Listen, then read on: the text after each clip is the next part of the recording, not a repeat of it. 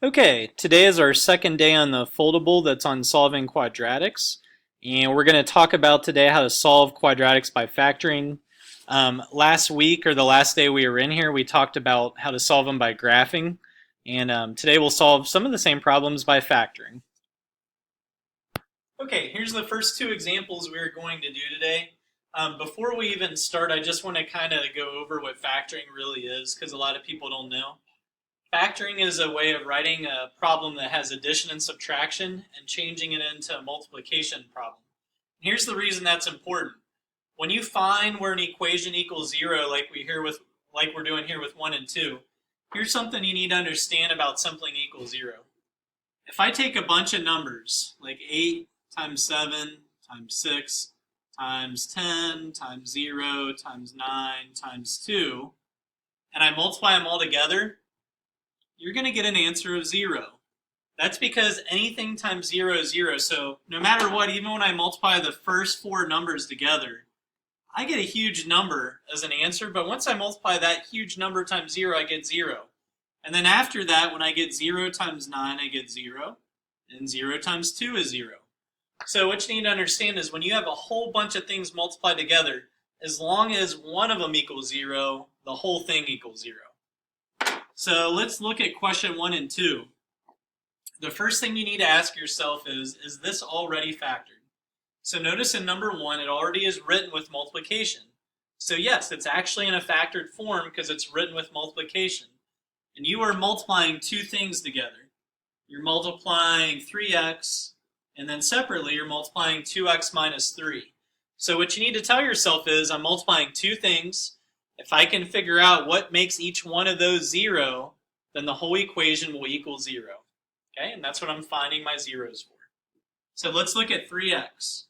So I'm going to figure out 3x equals 0. I'm going to solve that equation and figure out what x value will make the 0.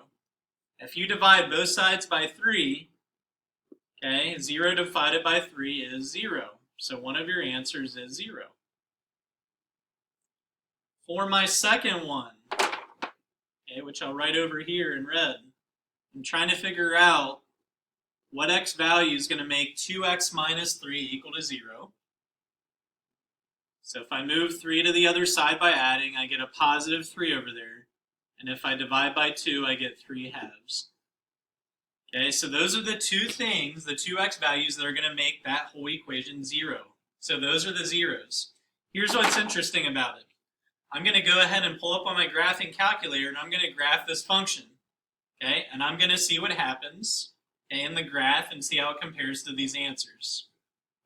Okay, so here's my graphing calculator. I'm going to go ahead and type exactly what the problem said. So it's 3x, and then parentheses 2x minus 3. I'm going to go ahead and hit graph. Okay, remember zeros where the function equals zeros or where it crosses the x-axis. So this has two of them. And if you go to find them on your graphing calculator, you'll figure out that first one is 0. And the second one where it crosses is actually 3 halves. So that's how they're related. So technically, yeah, you can graph any of these problems. And you can find the zeros that way. Or you can factor them and find the zeros by factoring. Okay, let's go ahead and look at example number 2. So again, in example number 2, you have everything written with multiplication already. So there's no need to factor first.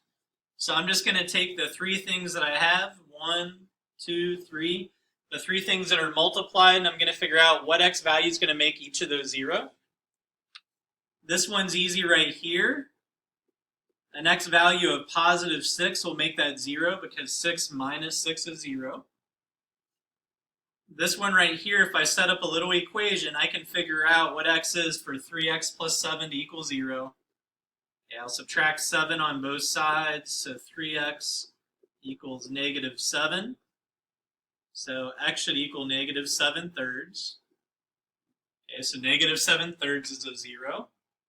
And then this last one's kind of weird. If you set that equal to 0, there's no variable to solve for, and since 2 will never equal 0, that doesn't give me any answers from that.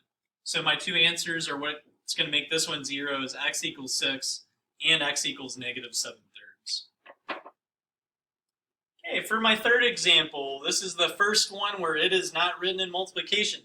So I'm going to use something we did from the last foldable. I am actually going to use factoring to rewrite it as a multiplication problem.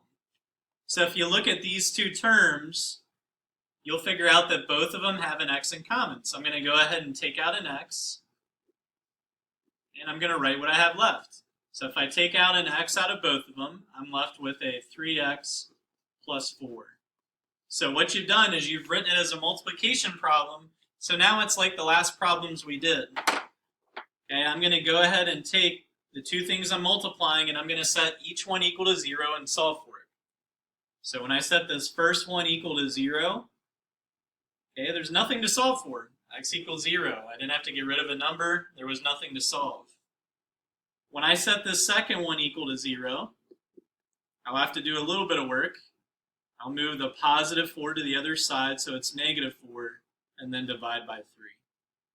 Okay, so those would be my two zeros. So if I were to graph this, okay, this function would cross when x is 0, it would have an x-intercept where it crosses the x-axis, and where it crosses the x-axis at negative 4/3.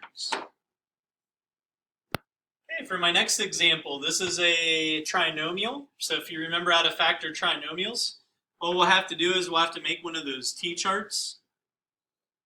And I need to figure out what is going to multiply to give me a times c, and the same thing should add to give me b.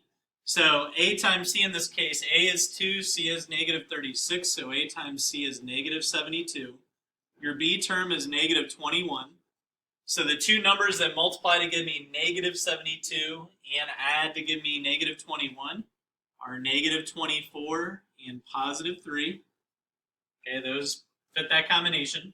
So if you remember, what we end up doing is we keep the first term the same, we keep the last one the same, and we split the middle one up into, in this case, negative 24z plus 3z.